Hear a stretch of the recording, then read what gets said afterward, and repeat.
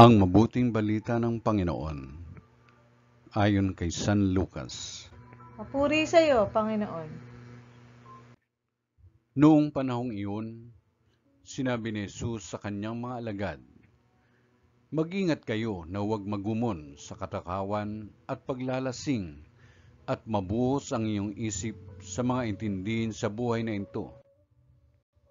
Baka abutan kayo ng araw na yaon na hindi handa, sapagkat darating iyon nang di inaasahan ng tao sa buong daigdig, kaya't maging handa kayo sa lahat ng oras.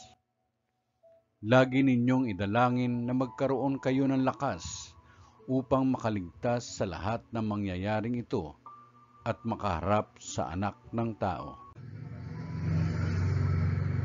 Ang mabuting balita ng Panginoon. Pinupuri ka namin, Panginoong Jesucristo.